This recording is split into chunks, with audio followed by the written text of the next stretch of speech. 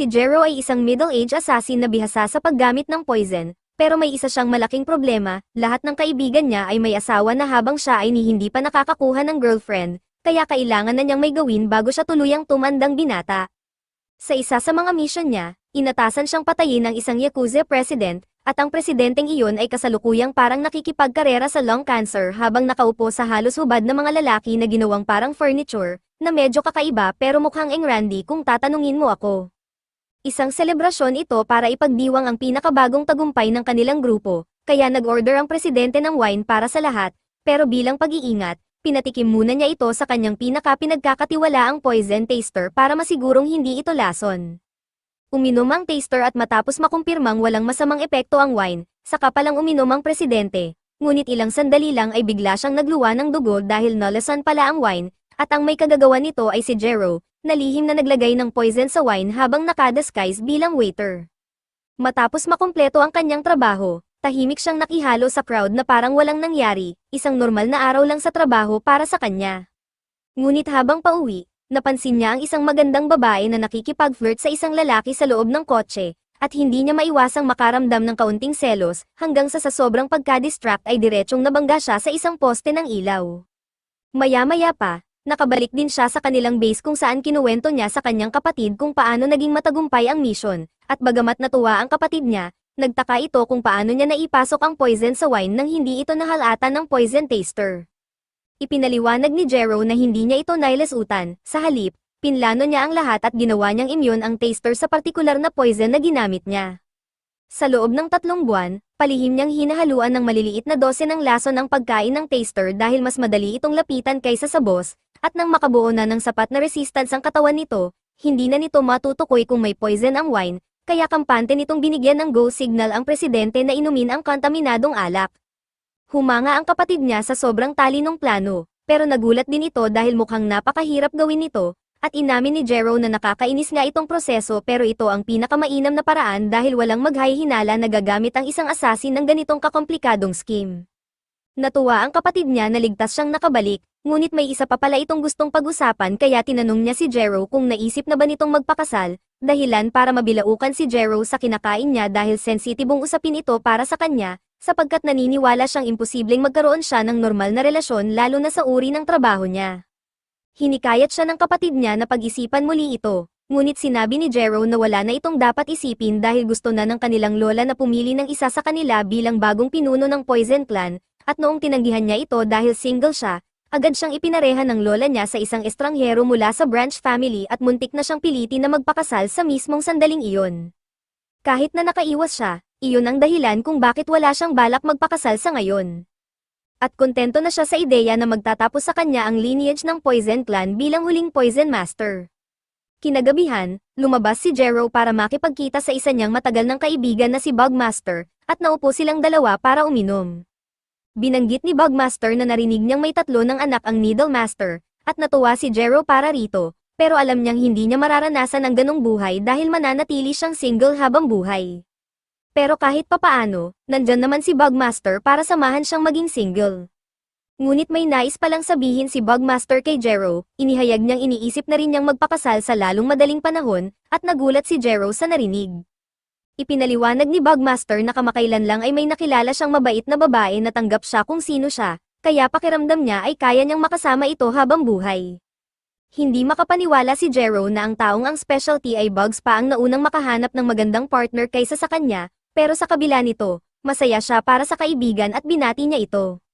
Siniguro ni Bugmaster kay Jero na kahit magpakasal siya ay hindi magbabago ang pagiging best friends nila, at natuwa si Jero doon, pero aminado siyang kahit papaano ay naiinggit siya dahil hindi niya man lang maisip kung paano siya makakahanap ng perpektong asawa. Makalipas ang ilang oras, inimbitahan si Jero sa base ni Gold dahil may pabor itong gustong ipagawa. Ang prinsipyo ni Jero ay nagbibigay siya ng cleaning services sa tamang presyo basta't masama ang target, kaya iyon ang dahilan kung bakit siya pinapunta roon. Bilang bonus, inalok siya ni Gold na mag-enjoy muna kasama ang mga secretary bago siya magsimula, ngunit tinanggihan ito ni Jero dahil hindi niya kayang gawin ang ganong bagay at gusto na lang niyang matapos agad ang trabaho. Ipinakilala ni Gold ang target na si Mai Kinasaki, isang marriage con artist na niloko ang mga tauhan ni Gold at kinulimbat ang pinaghirapan nilang pera sa pamamagitan ng pagpapanggap na umiibig sa kanila, Sapat na iyon para pumasa sa criteria ni Jero, kaya agad siyang kumilos at tinurukan si May ng isang nerve toxin. Ipinaliwanag niya na sa susunod na ilang minuto, mararamdaman ng bawat nerve sa katawan nito na parang isa-isang pinupunit, at magiging conscious siya sa bawat sandali ng paghihirap. Ngunit hindi nagpakita ng takot si May at sa halip ay kinakabahang sinabi na kamukha raw niya ang kanyang first love, pero alam ni Jero na sinusubukan lang nitong makatakas sa sitwasyon gamit ang pagfa-flirt, tulad ng ginawa nito sa iba. Inamin ni May na niloko niya ang mga tao, pero sinabi niyang may dahilan siya, kailangan niyang kumita ng sapat na pera para mabayaran ang hospital bills ng kanyang may sakit na kapatid, bagamat inaamin niyang mali pa rin ang kanyang ginawa. Sinabi rin niyang masaya na siya na ang huling sandali niya ay ginugugol habang nakatingin sa mukha na kahawig ng taong minahal niya. Unti-unti nang nararamdaman ni May ang epekto ng poison at malinaw na ang lahat ng sinabi niya ay paraan lamang para galawin ang damdamin ni Jero. Ngunit kung iniisip mo kung sapat bang utu-uto si Jero para mahulog sa isang taong kumpirmadong love con artist, oo nga. Bigla namang nakatanggap si Jero ng tawag mula sa kanyang kapatid, at humingi ito ng paumanhin dahil tinatawagan siya habang nasa gitna siya ng trabaho, ngunit kailangan na raw nitong bumalik sa main family branch kaya gusto niya itong ipaalam bago siya umalis. Nagulat si Jero kaya tinanong niya kung ano ang nangyayari, at ipinaliwanag ng kapatid niya na si Rayuso ang kanilang lola sa paghahanap ng heir. Dahil wala pa siyang asawa at hindi siya pumayag sa arranged marriage, siya na lang ang papalit. Sinubukan ni Jero na pigilan siya at sabihing hindi niya kailangang gawin iyon, ngunit sinabi ng kapatid niya na wala siyang kakayahang tumakas sa main family, at alam niyang kung tatanggi siya ay malamang naaalisan siya ng kalayaan at gagawing parang baby-making machine, kaya kung iyon ang kapalit, mas pipiliin na lang niyang sundin ang kagustuhan ng kanilang lola.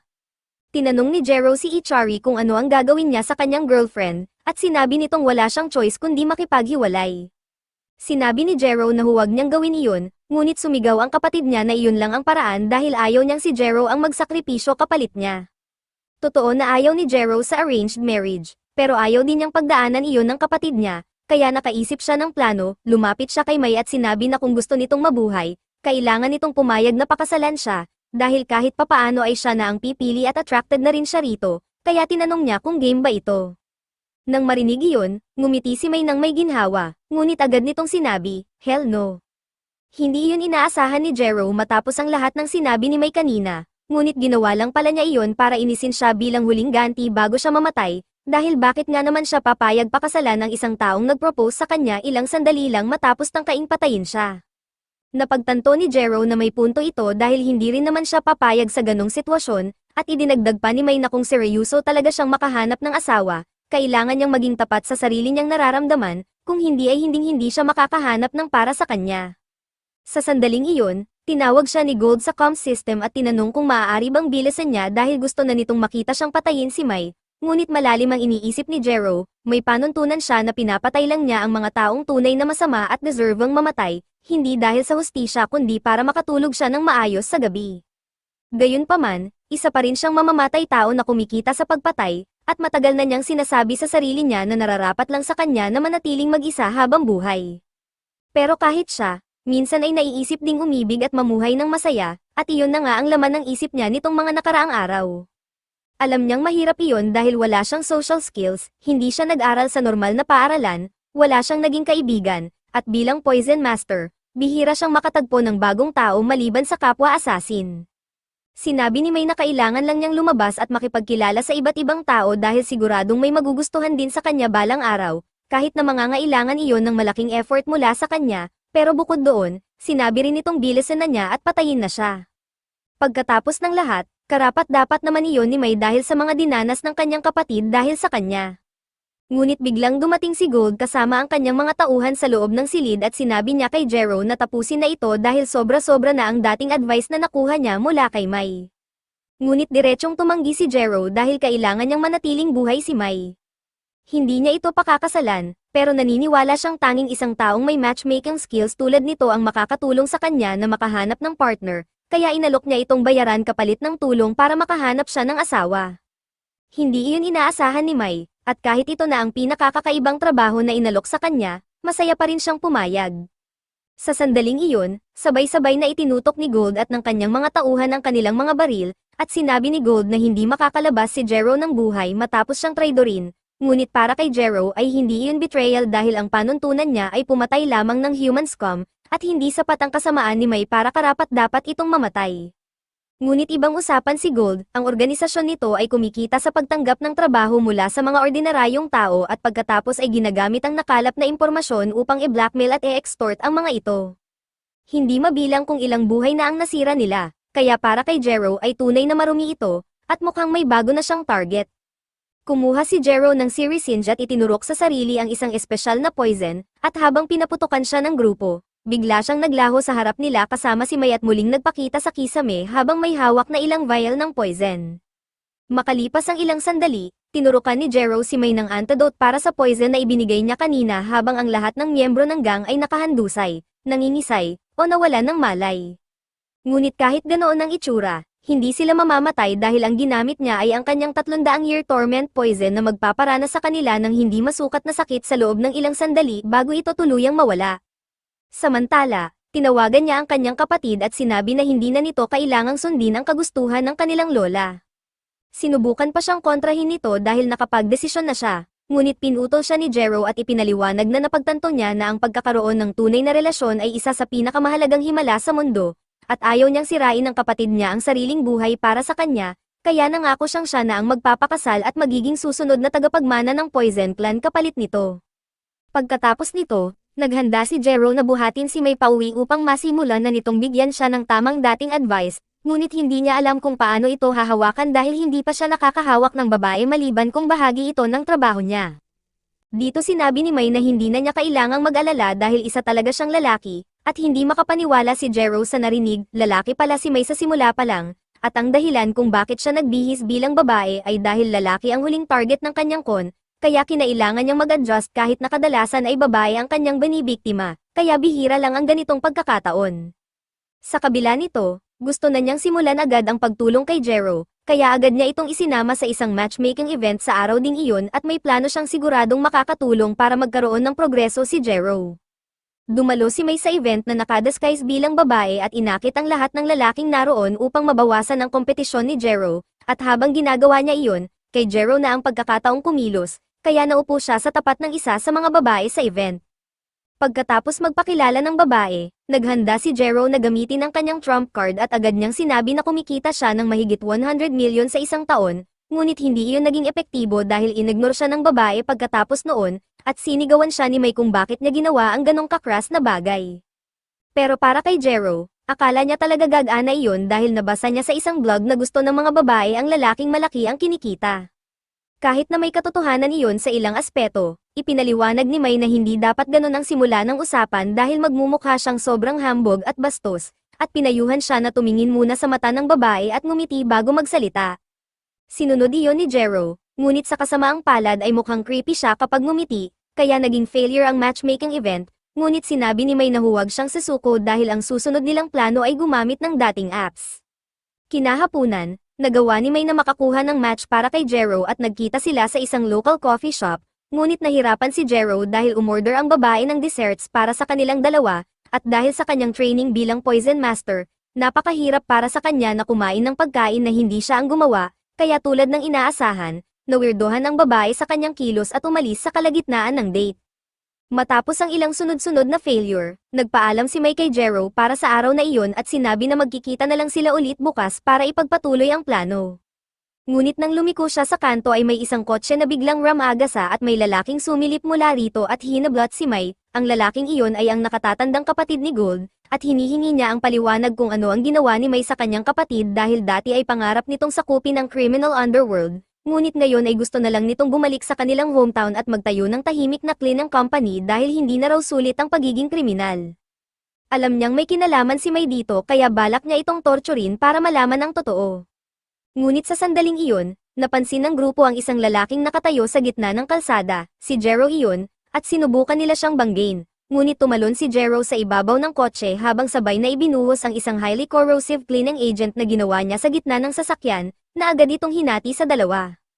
Pagkatapos ay mabilis siyang pumunta sa likuran nito at bago pa tuluyang mahulog ang kotse sa tulay, hinablot niya si May at tumalon palayo sa panganib. Samantala, ang tanging nasa isip ng kapatid ni Gold matapos ang nangyari ay, alam mo, baka nga hindi sulit ang pagiging kriminal. Dito nagtatapos ang episode 1, subscribe para hindi mamiss ang susunod na part, at sa huli, Naupo si Jero mag-isa at napaisip, mukhang mag-isa pa rin ako. Kinabukasan, sinabi ni Jero kay Kin Osaki na makipagkita sa kanya sa isang art gallery, at noong una ay hindi niya maintindihan kung bakit. Ngunit ipinaliwanag ni Kin Osaki na kahit makakuha man siya ng date sa isang babae, sisirain din niya agad iyon. Kaya ito ay isang practice date para maayos niya ang kanyang mannerisms. Habang lumilipas ang araw, magkasamang umiikot sina Jero at Kin Osaki sa gallery, at natural ang kilos ni Kin Osaki, pero si Jero ay sobrang stiff sa kanyang mga sagot, kaya sinabihan siya ni Kin Osaki na mag-relax lang ng kaunti dahil hindi ito interview. Gayunpaman, hindi alam ni Jero kung paano mag-relax, kaya tumakbo siya at nagsimulang maghanap sa internet ng mga pick-up lines. Pero sinabi ni Kin Osaki na magsalita lang siya ng normal, na mas madaling sabihin kaysa gawin para sa kanya. Habang patuloy silang naglalakad sa gallery, napansin ni Jero ang isang DIY candy kit na nakadisplay. At hindi ito basta-bastang candy kit, ito ang kauna-unahang ginawa 40 taon na ang nakalipas. Talagang mahilig si Jero sa candy kits, at kahit collector's item ito na maaaring umabot ng 30 milyon ang halaga, handa siyang magbayad ng 5 beses pa para makuha ito. Hindi makapaniwala si Kin Osaki na maaaring maging ganoon kamahal ang isang candy kit. Pero ang makita si Jero na excited sa isang bagay ay isang magandang pagbabago mula sa kanyang karaniwang awkward na sarili. At ngayong nagkaroon siya ng pagkakataong mabasag ang tensyon sa pamamagitan ng pag-uusap tungkol sa isang bagay na pamilyar sa kanya, mas relaxed na siya at nakakagawa pa ng mga biro tungkol sa art sa halip na awkward na magbitaw ng pick-up lines. Kaya isang hakbang iyon sa tamang direksyon, nagpapasalamat si Jero kay Kin Osaki dahil binibigyan siya nito ng date rehearsal. Pero hindi pa rin niya sigurado kung paano mahahanap ng isang tulad niya ang kanyang charm. Ngunit habang sinasabi niya ito, itinuro ni Kin Osaki ang kanyang atensyon sa isang lalaki na nakaupo sa unang palapag ng gallery. Sa unang tingin, mukhang kakaiba ang lalaking iyon, nakayuko sa tabi ng isang exhibit at nagbubulong sa sarili. Ngunit mayroon pala siyang mapagmahal na asawa at mga tagahangang agad pumupunta sa kanya sa sandaling makilala siya. Iyon ay dahil isa siya sa pinakasikat na artists ng henerasyong ito. At pareho rin ang patakaran sa ibang talents dahil natural na nagugustuhan ng mga tao ang mga may kakayahan sa isang bagay na kanilang gusto o kailangan. Maaaring mukhang mababaw ang sabihing gusto mo ang isang tao dahil sa kung ano ang kaya niyang gawin, ngunit bahagi rin iyon ng iyong charm, katulad ng iyong itsura o iyong personality. Kaya kailangan niyang samantalahin ang lahat ng mayroon siya. Naiintindihan ni Jero ang sinasabi nito, pero hindi niya iniisip na mayroon siyang anumang talents na pwedeng gamitin bilang bahagi ng kanyang charm. Ngunit sinabi ni Kin Osaki na mayroon siya, total, nagawa niyang pabagsakin ang isang buong silid ng mga masasamang tao ng mag-isa gamit ang kanyang poison master skills. At imposibleng ang isang bagay na ganoon ka-impressive ay hindi maituturing na charming. Hiniling ni Kin Osaki sa kanya na lumapit at bumulong na ang kailangan lang niyang gawin ay magsimulang tumulong sa mga tao. Pero ang may bumulong sa kanyang tainga ay isang bagong karanasan para sa kanya. Kaya nagulat si Jero at napatalon paatras sa gulat. Ipinaliwanag pa ni Kin Osaki na kung gagawa siya ng mga bagay tulad ng pagprotekta sa mga high-profile clients at pagligtas ng mga hostage, mas maganda kung may mga babae sa paligid na makakakita nito, bago pa niya mamalayan, kahit isang tao ay siguradong mahuhulog sa kanya. At hindi ito dapat maging mahirap para sa kanya dahil tinatanggap na niya halos ang kahit anong trabaho basta hindi ito lantaran na masama. Hindi talaga iniisip ni Jero na gagana ito dahil isa siyang poison master na pumapatay ng mga tao. Ngunit pinaalala ni Kin Osaki na walang mga rules na nagsasabing hindi rin siya pwedeng magligtas ng mga tao. Kahit ganoon, sinabi ni Jero na parang pakiramdam niya ay inaabuso niya ang babae kung kikilos siya bilang sarili niya para lang magustuhan siya nito. Pero sinabi ni Kin Osaki na hindi naman mahalaga kung paano mo nakilala ang isang tao. Kahit natural kayong nagkabanggaan o sinundan mo siya ng 3 buwan bago iyon, basta tunay ninyong gusto ang isa't isa, gagana iyon. Tingnan na lang si Shiratori bilang halimbawa, maraming batang babae ang humahanga sa kanya dahil sa kanyang trabaho, pero pinipili pa rin niya ang kanyang asawa higit sa lahat. Kaya hinawakan niya ang kamay nito at nagsimulang tumakbo palabas ng gallery para makaiwas sa crowd. Isa itong nakakaantig na pagpapakita kung gaano nila pinahahalagahan ang isa't isa. Pero umaasa rin sana si Kin Osaki na makakuha ng autograph mula kay Shiratori, kaya hinabol niya ito. Nang gabing iyon sa Cruise Gallery, isa sa mga painting ang ninakaw. At mukhang gawa ito ng walang iba kundi ang sikat na art thief na si Himakawa. Galit na galit ang guard dahil naglaan ng napakaraming effort ang kapten ng barko para tipunin ang mga art pieces na ito sa mga paraang hindi gaanong legal, at hindi niya papayagan na may magnakaw mula sa koleksyon na siya mismo ang karapat-dapat na nagnakaw. Nagsimula silang maghanap ng anumang senyales ng getaway boat sa malapit, pero wala silang makita sa radar, kaya inakala nilang nasa barko pa rin siya. Ngunit nakatakas na si Himakawa gamit ang isang painteng, at papunta na siya sa lupa habang nagsasalita sila. Samantala, ipinaalam sa kapten na may isang painting na ninakaw, ngunit tila hindi siya gaanong nababahala dahil iniisip niyang maliit na kabayaran lang iyon para tuluyang maalis ang isang nakakainis na peste. Pagdating ni Himakawa sa dalampasigan, malapit na sana siyang makipagkita sa kanyang team para sabay silang makatakas. Ngunit bigla na lang nilamon ang grupo ng isang vortex ng tubig dahil nakakuha na ang kapten ng isang tao para asikasuhin si Hakala. Samantala, pabalik sa barko, muling ipinaliwanag ni Kinosaki ang plano na tulungan si Jero na magkaroon ng girlfriend sa pamamagitan ng pagligtas ng mga tao. At naiintindihan ni Jero ang karamihan nito, pero wala siyang ideya kung paano siya makakahanap ng rescue jobs kung puro assassinations lang ang nagawa niya. Kinuha ni Kinosaki ang kanyang phone at ipinakita sa kanya ang isang website na tinatawag na DarkNav. Isa itong dark web job site kung saan iba't ibang criminal at kaina-hinalang trabaho ang nakapost para tanggapin ng kahit sino. Dapat ay madali para kay Jero na makahanap ng rescue job dito. At sa totoo lang, nagtataka siya kung bakit hindi pa ito naririnig ni Jero dahil halos lahat sa ganitong linya ng trabaho ay ginagamit ito ngayon. Sinabi ni Jero na karamihan ng kanyang trabaho ay dumadaan sa broker ng kanyang pamilya, kaya hindi niya kailangang maghanap ng ganito dati.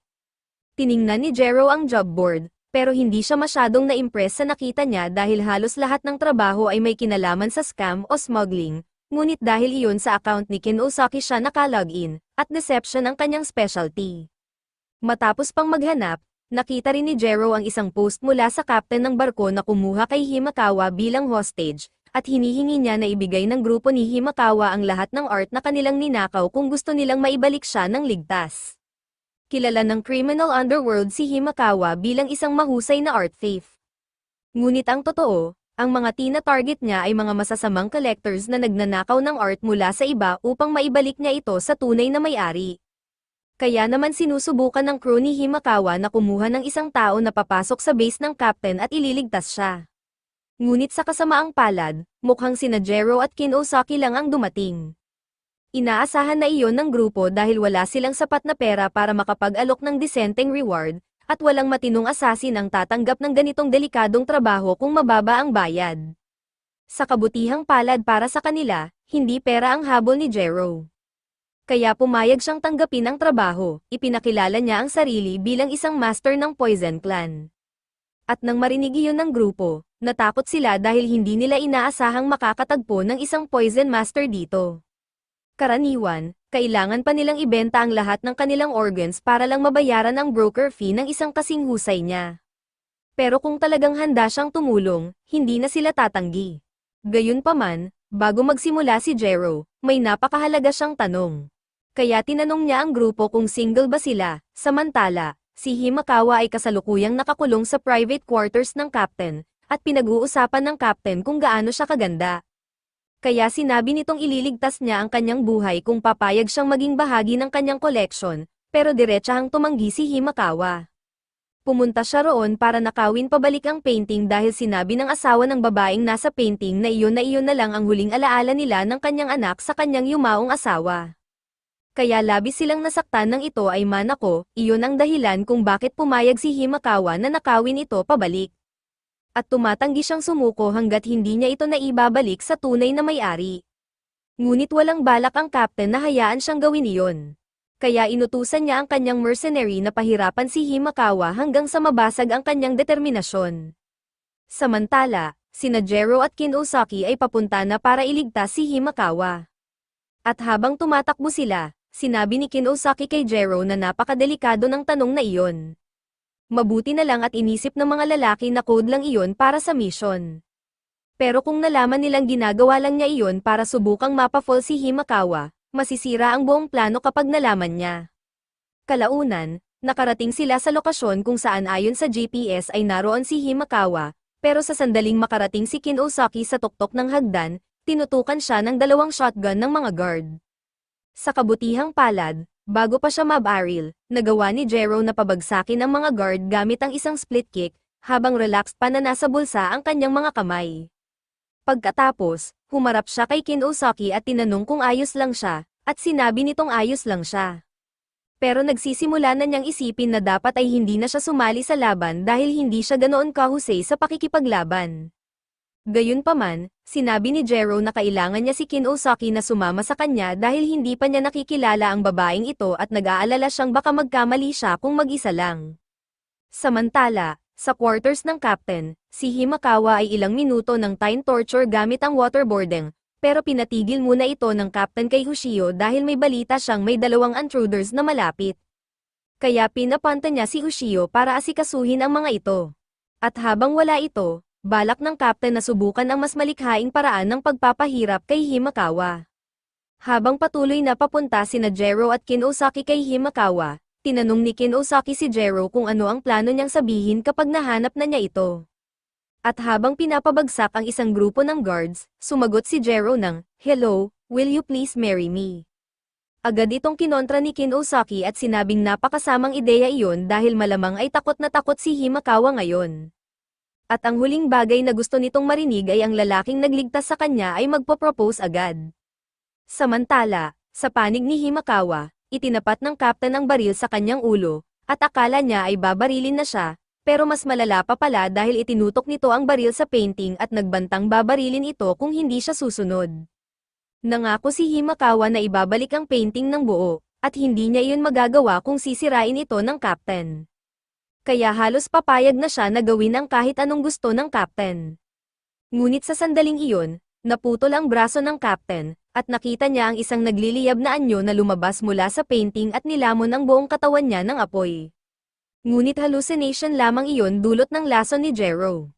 At matutulog ang captain ng matagal, lumapit si Jero kay Himakawa at binigkas ang kanyang practice line, ipinakilala ang sarili bilang Poison Master at sinabing ligtas na siya dahil dumating siya para iligtas siya. Nakaramdam ng ginhawa si Himakawa na may dumating para iligtas siya, ngunit alam niyang wala silang sapat na pera para kumuha ng isang Poison Master, kaya nag-aalala siyang baka ibinenta ng kanyang mga kasama ang kanilang mga organs para mabayaran ito. Samantala, nagpapanik si Jero dahil kahit maayos ang kanyang pagpapakilala, hindi niya napag-isipan kung ano ang susunod niyang sasabihin. Kaya hindi niya alam ang gagawin, lumapit si Kinosaki at nagsimulang kalagin ang mga tali ni Himakawa bago pa may masabi si Jero na makakasira sa lahat. Ngunit sa sandaling iyon, sinunggaban ni Hoshio si Himakawa at hinayla palayo. Ramdam ni Jero na magiging mahirap na kalaban si Hoshio para talunin niya. Kaya tinurukan niya ang sarili at sumugod sa kanya dala ang isang lethal dose ng poison. Pero bago pa siya makalapit, nakaiwas si Hoshio gamit ang biglaang pagsabog ng tubig.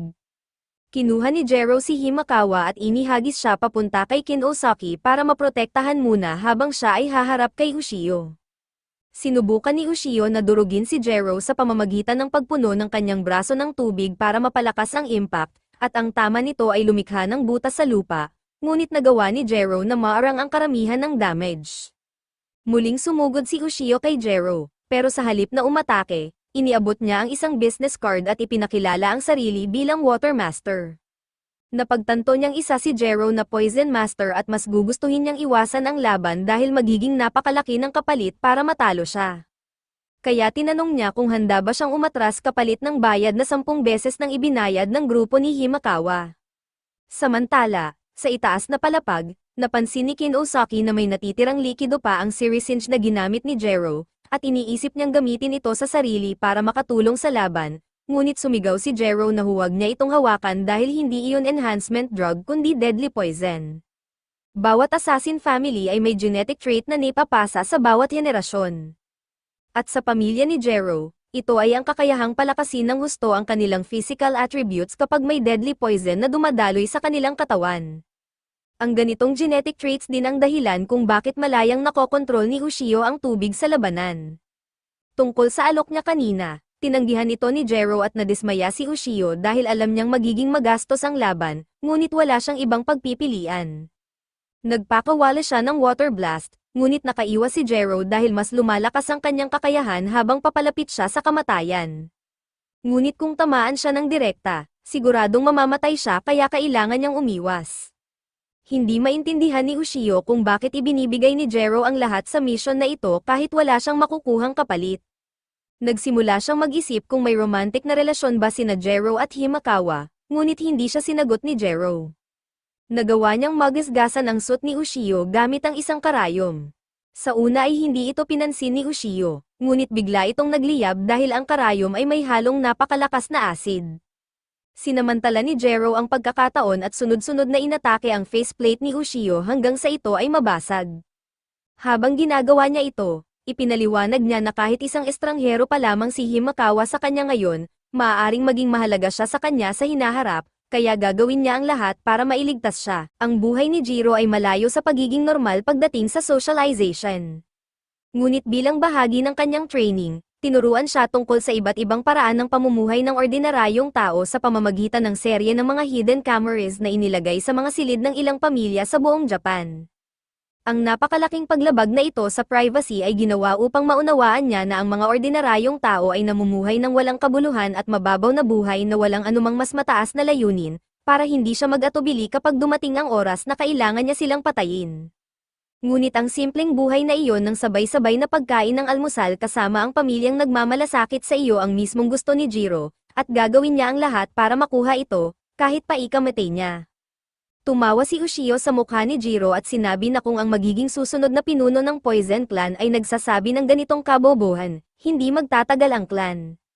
At para masigurado ang pagkatalo ni Jiro, nagpa siya si Ushio na gamitin ang kanyang trump card, ang kanyang modified bloodline, kasama ang Hell Slashes. Pinapayagan siya nitong lumikha ng napakalaking agos ng tubig na kumikilos bilang matatalim na latigo. At sapat na ang isang hampas mula rito para punitin ang laman at buto. Kaya muli, napunta si Jiro sa dehado sa laban, para lalo siyang inisin, sinadya niyang targetin sina Himekawa at Kinosaki habang nasa gitna ng laban, dahilan para matamaan si Kinosaki ng hiwa sa likod nang itulak niya si Himekawa palayo sa panganib. Pagkatapos, sarkastikong humingi ng paumanhin si Ushio kay Jiro dahil nasaktan ang isang inosenteng tao at sinabi niyang sisiguraduhin niyang babayaran niya ang pinsala, ngunit mangyayari lamang iyon kung makaliligtas ito. Samantala, sa itaas, agad na lumapit si Himekawa upang tingnan si Kinosaki. Nang makita niya ang kalagayan nito, tinanong niya kung bakit umaabot sila ni Jiro sa ganitong sukdulan para sa kanya. Sinabi ni Kinosaki na una sa lahat, trabaho nilang iligtas siya. Ngunit para kay Jiro, mas mahalaga ito kaysa sa iniisip niya, kaya ginagawa niya ang lahat para mapanatili siyang ligtas. Tinanong ni Himekawa kung bakit aabot sa ganoon si Jiro para sa kanya. Ngunit hindi sinagot ni Kinosaki ang tanong at sa halip ay sinabi kay Himekawa na umalis na habang may pagkakataon pa siya dahil maaaring targetan siya ulit ni Ushio kapag nagkaroon ito ng pagkakataon. Gayunpaman, tumanggi si Himekawa na iwan ang mga taong dumating para iligtas ang kanyang buhay.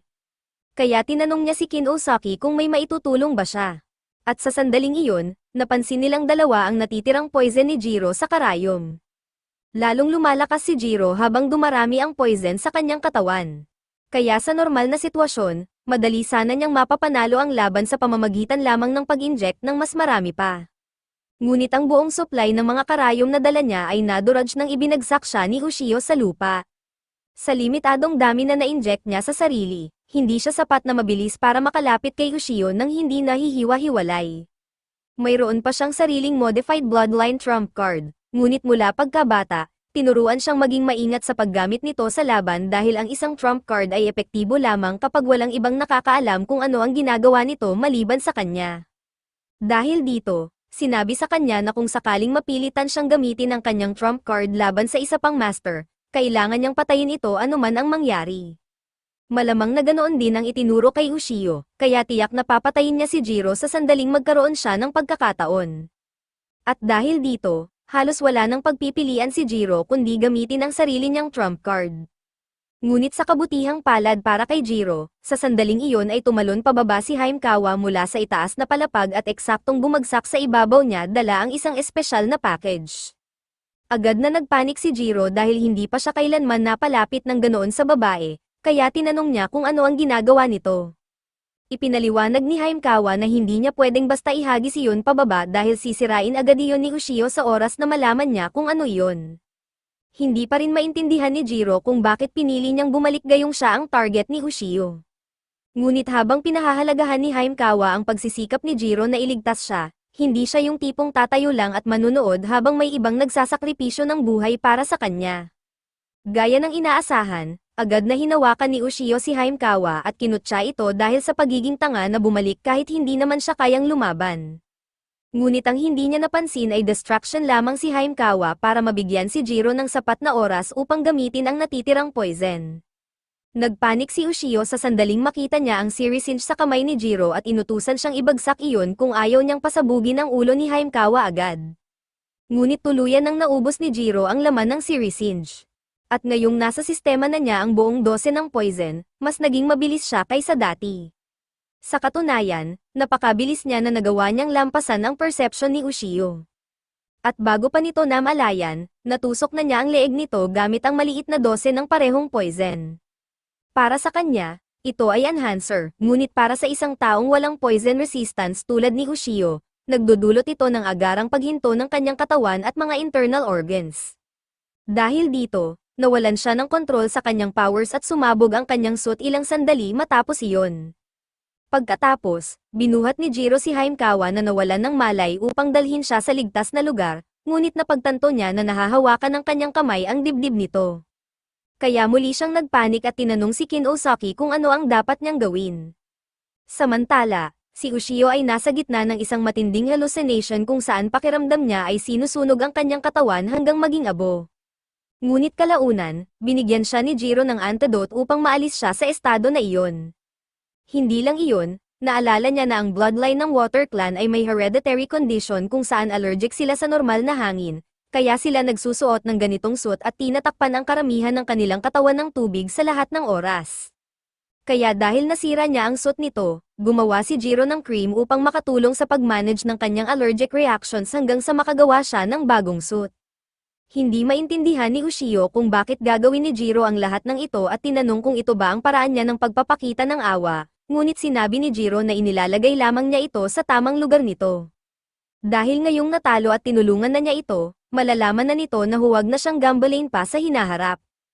Tutal, hindi naman sulit ang investment, at wala nang naisagot si Ushio roon. Pagkatapos, hinarap ni Jiro ang kapitan, at labis itong natakot dahil ayaw na nitong maranasan muli ang matinding lason. Kaya humingi ito ng paumanhin at sinabing hindi na niya ito uulitin. At sinabi ni Kin Osaki na ang kanyang legal na art collection ay maayos na, kaya manatili na lang siya roon at tigilan na ang pagnanakaw ng sining mula sa mga inosenteng tao. Kung hindi, magkakaroon ng mabibigat na konsekwensya. Hindi makapaniwala si Ushio na balak talagang palayain ni Jiro ang kapitan na parang simpleng parusa lang sa halip na patayin ito matapos ang lahat ng nangyari. Ngunit ipinaliwanag ni Jiro na kung babalik man ang kapitan sa pagnanakaw ng sining, tatamaan siya ng 1,000-year torment poison ni Jiro, at mas masahol pa iyon kaysa kamatayan. Kaya dapat ay matalino itong umiwas sa gulo. Tinanong niya si Ushio kung ayos lang ba iyon, at sinabi nitong wala itong problema dahil wala naman siyang balak na mahuli pa muli. Pagkatapos, tinanong niya sina Jiro at Kin Osaki kung gusto ba nilang sumabay pabalik sa mainland.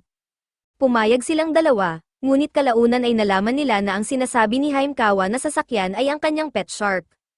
At ang kumapit sa palikpik ng isang painting sa gitna ng dagat habang kumakapit para sa buhay ay hindi talaga masaya. Makalipas ang ilang oras, matagumpay na naibalik ni Haimkawa ang painting sa tunay nitong may-ari, at labis ang tuwa ng batang babae na muling makita ang painting ng kanyang ina. Ang iba pang miyembro ng team ni Haimkawa ay labis ding masaya na makita itong naibalik sa tamang may-ari. Ngunit habang nagdiriwang ang lahat, nakatayo si Jiro sa gilid dahil ayaw niyang makaakit ng pansin. Isinabot muli ang painting sa lugar nito at ipinaliwanag ng ama ng bata na pumanaw ang kanyang asawa sa isang traffic accident ilang taon matapos ipanganak ang kanilang anak. Kaya iyon na lang ang natitira sa kanya, maaari sana nilang ibenta ang painting para magkaroon ng sapat na pera upang manirahan sa mas maayos na bahay at mamuhay ng maginhawa. Ngunit para sa kanila, napakahalaga nito kaya hindi nila kayang ipamigay. Sa sandaling iyon, Tinawag ni Haimkawa si Jiro at sinabing lumapit siya sa camera dahil nais siyang pasalamatan ng bata ng personal. Tinangka ni Jiro na tumanggi dahil pakiramdam niya magiging awkward ito, ngunit sinabi ni Kin Osaki na sumama na lang siya dahil karapat-dapat siyang purihin matapos ang lahat ng ginawa niya. Lumapit si Jiro at sinabi ng bata na labis siyang nagpapasalamat dahil nailigtas nito ang painting ng kanyang ina. Nagpasalamat din si Haimkawa dahil noong una niyang marinig na isa itong master, inakala niyang isa ito sa mga malamig na taong walang pakialam sa iba o sa mga bagay na tingin nila ay mababa. Ngunit napagtanto niyang iba si Jiro kumpara sa iba. At habang nagpapasalamat ang lahat kay Jiro, idinagdag din ni Kin Osaki ang kanyang pasasalamat dahil kay Jiro na pumayag magbayad ng medical bills ng kanyang kapatid ay mabilis itong gumagaling. Hindi pa kailanman naranasan ni Jiro na pasalamatan ng ganito karaming tao ng sabay-sabay, at medyo nakaka-overwhelm ito. Kaya balak niyang umalis sandali para magpahinga, ngunit bago siya makaalis, tinawag siya ni Haimkawa at sinabing gusto niyang pag-usapan ang reward ni Jiro bago siya umalis. Kahit ibenta pa nila ang kanilang mga organs, hindi iyon sapat para bayaran ang ginawa ni Jiro para sa kanila. At wala silang sapat na pera para bayaran siya, kaya nag-alok si Haimkawa na gawin ang kahit ano na gusto niya bilang kapalit.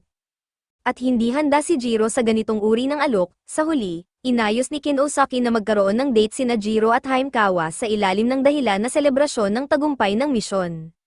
At perpekto ang pagkakataon dahil matapos siyang iligtas ni Jiro, malamang ay lalo pang lumakas ang nararamdaman ni Haimkawa para sa kanya. Kaya ito na ang tamang oras para sabihin niya kung ano ang nararamdaman niya. Ngunit sa kasamaang palad, halos hindi makabuo ng dalawang pangungusap si Jiro ngayon dahil sobrang kinakabahan siya sa pakikipag-date. Pinapanood siya ni Kin Osaki mula sa malayo, ngunit ito mismo ang dahilan kung bakit tinuruan siya ni Kin Osaki ng mga conversation lessons. Isa sa mga iyon ay kapag wala kang masabi, magandang panimula ang magbigay ng papuri sa suot niya. At ngayon, maraming interesting na suot si Haimkawa na pwedeng purihin ni Jiro, kaya hindi dapat ito maging mahirap para sa kanya. Naalala ni Jiro ang mga lesson ni Kin Osaki at napansin ang necklace na suot ni Haimkawa, ngunit kailangan pa niyang ayusin ang kanyang paraan ng pagpuri dahil ang una niyang sinabi ay mukhang luma at worn out ang necklace. Napakasamang paraan iyon para magsimula ng usapan dahil maaaring ma-offend si Haimkawa kung mahalaga iyon sa kanya. Ngunit sa kabutihang palad, random na trinket lang iyon na nabili niya sa flea market, kaya wala lang sa kanya. Maraming paraan para ipagpatuloy ang usapan mula roon, ngunit wala talagang maisip si Jiro na sasabihin, at karamihan sa mga tao ay maiinip o iisipin siyang kakaiba sa puntong iyon. Ngunit relax lang si Haimkawa, kaya hindi siya naaabala. Maaaring ayos pa si Jiro sa ngayon, ngunit ilang sandali na lang ay maaaring magkamali siya. Kaya nagpa siya si Kin Osaki na tulungan siya at kumonak sa monitor sa likod ni Haimkawa upang magpakita ng mga mensaheng makakatulong kay Jiro. Lumapit ang manager ng restaurant at sinubukang pigilan siya dahil hindi para sa customers ang monitor, ngunit ginamit ni Kin Osaki ang kanyang puppy dog eyes at agad na napahanga ang manager. Samantala, napansin ni Haimkawa na hindi pa kumakain si Jiro. Kaya tinanong niya kung may problema, at ipinaliwanag niya na bilang isang poison master, tinuruan siyang huwag kumain ng anumang hindi niya mismo ginawa.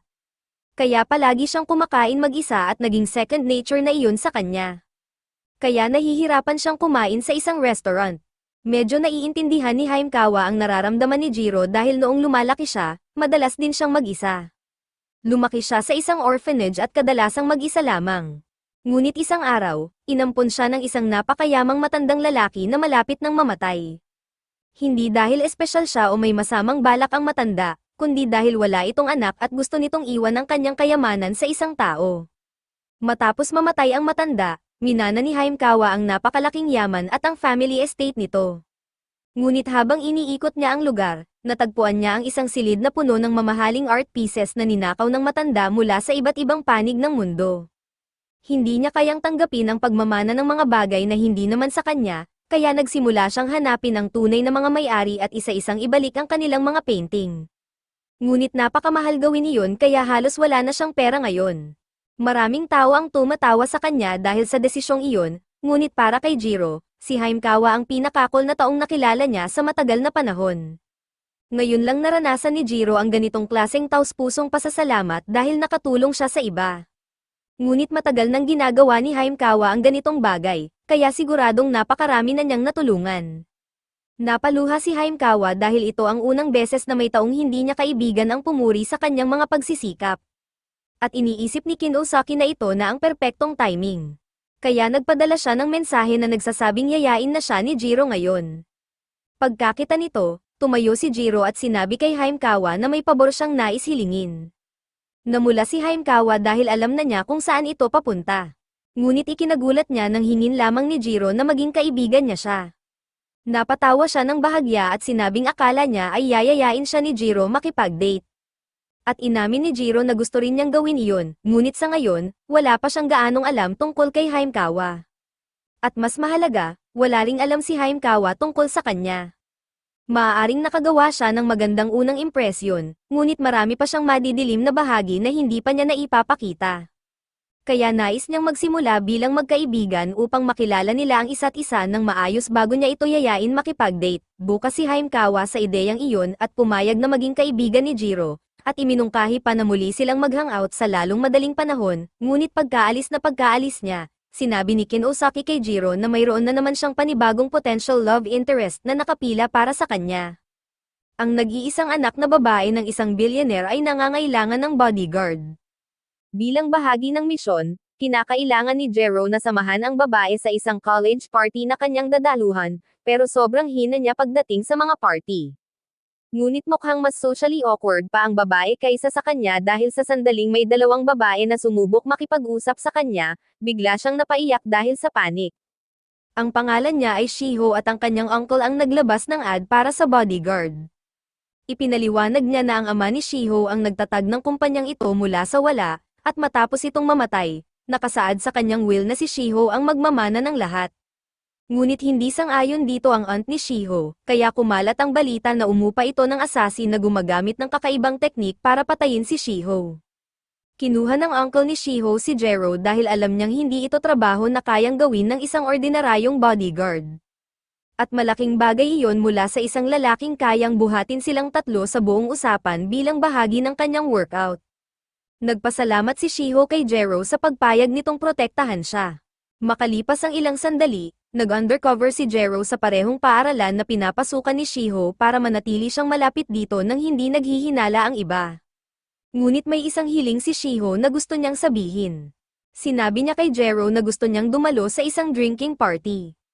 Noong una, tutol si Jiro sa ideyang iyon dahil napaka-pelagroso pumunta sa party habang may assassin na target ka. Ngunit gustong-gusto talagang pumunta ni Shiho dahil hindi pa siya nakakaranas ng ganitong mga social events noon. At isang tingin lang sa kanyang cute na mukha ang sapat para mapapayag siya.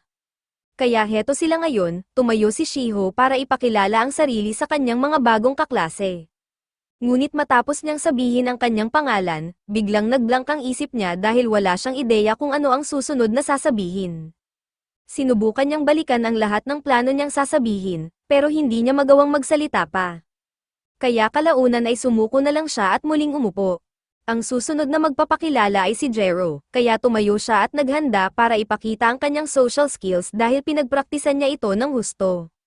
Tumayo siya at nagpakilala sa lahat, at agad pagkatapos noon, kumuha siya ng 4 na mug ng beer at ininom ang mga ito ng sunod-sunod bago isinuka ang mga ito bilang isang malaking jelworm. Dapat sana ay party trick iyon para magmukha siyang cool, ngunit lalo lang siyang nagmukhang kakaiba sa paningin ng lahat. Sa pagpapatuloy, may isa pang lalaki na hindi pa nagpapakilala. Kaya hiniling ng host na magsabi siya ng ilang salita sa lahat. Ngunit tumayo si Naruko at ang ginawa lang niya ay sabihin ang kanyang pangalan at gumawa ng hand sign bago muling umupo. Mukha man siyang medyo kakaiba, pero gwapo siya at hindi siya gumawa ng kung anong beer slinky mula sa lalamunan tulad ng ginawa ni Jiro. Kaya naman agad na nahulog ang loob ng lahat ng babae sa kanya at nagsisimula ng magselos ang mga lalaki. Namangha si Jiro kung gaano karaming babae ang naakit ni Naruko kahit hindi siya gumawa ng kahit anong party trick. At mukhang kailangan niyang mag-research pa tungkol dito sa susunod.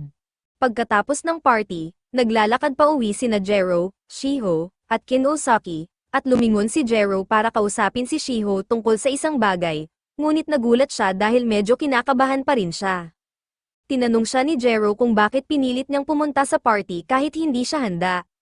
Naiintindihan niya na gusto nitong improve ang kanyang social skills dahil siya na ang hahawak ng kumpanya sa hinaharap, pero siguradong may mas madadaling paraan para gawin iyon kaysa sa pagpunta sa isang party. Nang marinig ni Shiho ang lahat ng iyon mula kay Jero, muli siyang napaiyak, ngunit hindi dahil sa lungkot. Masaya lang siya dahil may nag-aalala sa kanya at iniisip ang kanyang nararamdaman. Ipinaliwanag niya na pumunta siya sa party dahil gusto niyang maging bahagi ng grupo sa kanyang klase at makilala ang mga ito, dahil iyon ang huling hiling ng kanyang ama. Bago ito namatay, sinabi nito kay Shiho na mahal siya nito at sinabi rin na dapat niyang subukang pumunta sa mga party paminsan-minsan dahil mas masaya ang buhay kapag marunong kang mag-relax at sabihin ang mga bagay na gusto mong sabihin. Iyon ang mga huling salita na sinabi nito bago ito tuluyang pumanaw. At gusto ni Shiho na tuparin ang hiling na iyon, ngunit kahit anong pilit niya, hindi niya magawang magbukas ng kanyang sarili dahil natatakot siyang baka mainis, magalit, o malungkot ang ibang tao sa kanya. Ngayong naiisip niya ito, hindi pa pala siya nagkaroon ng maayos na pag-uusap kasama ang kanyang ama. At wala rin siyang ideya kung bakit siya ang piniling maging tagapagmana nito. Ngunit iyon mismo ang dahilan kung bakit gusto niyang pagbutihin ang sarili hanggang sa kayanan niyang tumawa at makipag-usap ng walang takot. At nakaka-relate si Jero doon, ngunit pinaalalahanan pa rin niya siya na siya ay kasalukuyang pinupuntirya ng isang assassin, kaya hindi niya dapat inilalagay ang sarili niya sa panganib. Gayunpaman, kung may mga lugar man na gusto niyang puntahan, hindi siya pipigilan ni Jero dahil trabaho niya na panatilihin siyang ligtas, at iyon ang gagawin niya. Samantala, sa itaas ng isang poste, makikita si Naruko na nagmamanman kina Jero at Shiho, at iniuulat niya sa kanyang boss na mas mahirap patayin si Shiho kaysa sa inaasahan niya dahil mukhang napakahusay ng kanyang bodyguard. Kalaunan, makikita si Naruko sa isang bubong kasama ang aunt ni Shiho na si Fuda, habang minamasahe niya ito, at nagrereklamo siya kung bakit ang tagal matapos ni Naruko ang trabaho kahit napakalaki ng bayad niya rito. At kung nagtataka ka kung bakit minamasahe ni Fuda si Naruko habang nagrereklamo sa kanyang performance, iyon ay dahil ang kakayahan nito ay nagbibigay sa kanya ng kapangyarihang i-hypnotize ang mga tao sa ilalim ng ilang kondisyon. At kahit alam ng mga bodyguard niya na may ginawa siya rito, alam din nila na hindi sila sapat na malakas para pigilan si Naruko.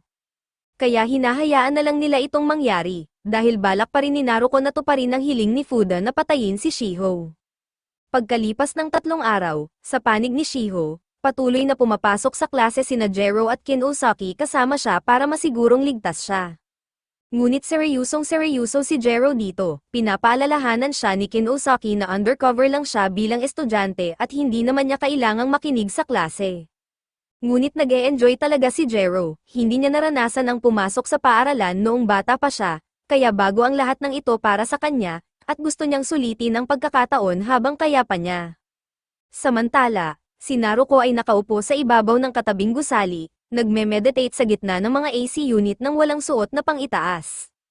At matapos huminga ng napakalalim, naglabas siya ng tunog na nagsimulang magpayanig sa lahat ng nasa paligid niya. Napakalakas ng mga vibration na pati metal ay nagsimulang mabasag. At ilang sandali matapos iyon, habang abala pa si Jero sa klase, bigla niyang nawalan ng balanse at bumagsak diretso sa mesa. Habang nagsisimulang manginig ang buong gusali, napagtanto niyang ito ay direktang pag-atake mula sa inupahang assassin, ngunit wala siyang ideya kung sino ito dahil walang kainahinala sa loob ng silid. Kaya malamang ay may taong nasa labas ang may gawa nito. Kumuha siya ng isang syringe bilang paghahanda sa anumang atake na balak ng assassin. At makalipas ang ilang sandali, gumuho ang bubong ng silid sa mismong ibabaw ni Shiho. Kaya agad na in-inject ni Jero ang sarili at tumalon lampas sa mga mesa para iligtas siya. Sa kabutihang palad, sa huli ay nakalabas si Shiho ng ligtas at walang malubhang pinsala. Ngunit sinusubukan pa ring alamin ni Jero kung ano ang ginamit sa pag-atake na pansamantalang nagpahina sa kanya. Maayos ang bentilasyon ng silid, kaya hindi ito maaaring simpleng gas attack. At base sa pinsalang nagawa, ang natitirang posibilidad ay isang eksaktong sound-based attack mula sa isang Soundmaster. Samantala, si Naruko, matapos makita kung paano hinarap ni Jero ang sitwasyon kahit dapat ay nasira ng kanyang sound waves ang sense of balance nito, ay napagtanto na isa ring master si Jero. Matapos mailabas si Shiho mula sa klase, nagpadala si Jero ng mensahe kay Mitsuhiko upang ipaalam ang nangyari. Iniisip naman ni Kin Osaki na dahil sa naganap na pag-atake, mas mabuting kanselahin na ni Shiho ang paparating na camping trip na nais niyang salihan. Ngunit sa huli, nasa desisyon pa rin iyon ni Mitsuhiko dahil siya ang kumuha kay Jero. Pagdating sa bahay, tinanong ni Shiho ang kanyang uncle kung dapat ba niyang kanselahin ang biyahe. Ngunit sa kanyang ikinagulat, sinabi ni Mitsuhiko na maaari pa rin siyang sumama kung gusto niya. Tutal, wala nang kapalit ang mga ganitong karanasan sa kabataan. At hanggat kasama niya sina Jero at Kin Osaki, ano nga ba ang pinakamasamang maaaring mangyari? Labis na natuwa si Shiho sa narinig niya, kaya nag-empake siya para sumama sa biyahe kasama ang iba. Ngunit habang palabas siya ng pintuan, makikita ang mga mata ni Mitsuhiko, at doon mabubunyag na siya ay na-hypnotize ni Naruko upang lokohin si Shiho na sumama sa biyahe para mas madali siyang matarget. Hindi naman gaanong nababahala si Jero sa biyahe dahil kahit manatili si Shiho sa bahay, hindi pa rin nila masisiguro ang kanyang kaligtasan. Ang tanging paraan para matiyak na walang mangyayari sa kanya ay harapin ng direkta ang banta, at ibig sabihin nito ay pabagsakin ang Soundmaster, ngunit wala siyang ideya kung sino ito o kailan ito muling aatake, kaya mas lalo itong nagpapahirap sa kanya. Sa positibong banda, mas lalo niyang napalapit si Shiho, kahit na natataranta pa rin siya kapag nakakatulog ito sa kanyang balikat. Samantala, sa likod ng bus, kinokontrol ni Naruko ang lahat ng babae sa klase gamit ang kanyang hypnosis at kitang-kita ang kanyang malawak na ngiti dahil eksaktong nangyayari ang lahat ayon sa kanyang plano. Pagdating ng grupo sa campsite, nagsimulang magkwentuhan ang lahat at agad namang nagtrabaho si Jero sa pagluluto dahil sinabi ni Kin Osaki na gusto ng mga babae ang lalaking marunong magluto. At tama nga siya, dahil talagang humanga ang lahat sa husay ni Jero. Ngunit habang abala si Jero sa pagluluto ng kebabs, sinubukan ni Shiho na magsimula ng usapan sa pamamagitan ng pag-aalok ng yakisoba na ginawa niya, pero walang pumapansin sa kanya. Nagsisimula ng maawa si Jero para sa kanya, ngunit pinaalalahanan siya ni Kin Osaki na sinabi ni Shiho na gusto niyang matutunan ang mga bagay na ito sa sarili niyang paraan, kaya dapat hayaan muna nila siya. Sinubukan ni Shiho na mag-isip ng kahit anong paraan para mapansin siya ng iba, pero wala talaga siyang maisip. Kaya nagpa siya siyang gamitin ang kanyang backup plan at kinuha mula sa kanyang bag ang kanyang cosplay outfit. Talagang naghanda siya para sa ganitong mga emergency. Sigurado na hindi na siya may ignore ng mga tao ngayon. Kaya habang nasa kanya na ang atensyon ng lahat, lumapit siya sa isang mesa na inihanda niya kanina at nagsimulang mag-perform ng isang magic routine na kanyang pinagpraktisan, kung saan pinapalabas niya ang kanyang yakisoba na parang lumilitaw mula sa hangin. At ngayon ay talagang interesado na ang kanyang mga kaklase sa kanyang pagkain. Kaya sinubukan niyang ulitin ito, pero sa pagkakataong ito ay nagkamali siya sa trick. Kaya ang soba ay nahulog sa kanyang ulo, sa kabila nito, nakuha pa rin niya ang atensyon ng lahat. Kaya kahit papaano, alam na ngayon ng kanyang mga kaklase na siya ay naroon. Sa pagtatapos ng araw, lumapit sina Jero at Kin Osaki kay Shiho at tinanong siya kung saan niya natutunan ang ganoong kakol na magic trick, kaya ipinaliwanag niya na ang negosyo ng kanilang pamilya ay may kinalaman sa party apparel, kaya may ilang trick siyang natutunan sa paglipas ng panahon. Hindi siya magaling sa pakikipag-usap, ngunit noong nasa drinking party sila, nang makita niya ang party trick ni Jero, talagang na-impress siya, kaya naisipan niyang subukan din iyon, at masaya siya na naging maayos ang kinalabasan. Kaya nagpasalamat siya kay Jero sa pagbibigay sa kanya ng ideya, at napahiya naman si Jero dahil dito. Bigla namang nagsalita ang group leader at tinanong ang lahat kung narinig na ba nila ang tungkol sa sumpa sa lugar na ito. Ayon sa kwento, dati raw ay may isang nayon sa lugar na ito. At ang mga taga-ron ay nagbibigay ng alay sa kanilang lokal na Diyos hanggang sa panahon ng World War II. Sa madaling salita, tuwing 2 taon, kapag pumapalya ang kanilang ani, pipili sila ng pinakabatang bata sa nayon at ikukulong ito sa shrine doon kung saan ito kakainin ng isang halimaw. Itinigil ng mga taga-nayon ang kaugaliang ito matapos ang digmaan, ngunit sunod-sunod na kalamidad ang nangyari pagkatapos. At kahit dati ay mahigit 1,000 tao ang naninirahan dito, ngayon ay tuluyan na itong inabandona. At ayon sa mga chismis, hanggang ngayon ay naghihintay pa rin ang halimaw na si Lord Gladney sa kanyang susunod na alay. Sa puntong ito, sobrang takot na si Shiho, ngunit gawa-gawa lang pala ng group leader ang buong kwento bilang isang nakakatakot na istorya. Kaya sinabi ni Jero kay Shiho na wala siyang dapat ikabahala. Gayunpaman, ngayong naset na ng group leader ang nakakatakot na atmosphere, sinabi niya sa lahat na oras na para sa main event ng gabing iyon, ang test of courage na dadaan sa kagubatan ng nayon. At marami sa mga babae ang na-excite dahil iniisip nilang magandang pagkakataon ito para mapalapit kay Naruko, ngunit nang maisip nila ito, napagtanto nilang matagal na nilang hindi nakikita si Naruko. Sa katunayan, habang abala ang lahat sa pag-e-enjoy sa party, si Naruko naman ay abala sa pag-set up ng iba't ibang trap sa kagubatan bilang paghahanda sa kanyang assassination plan, at nang matapos siya, ngumiti siya ng may kasiyahan dahil wala nang makakapigil sa kanya ngayon.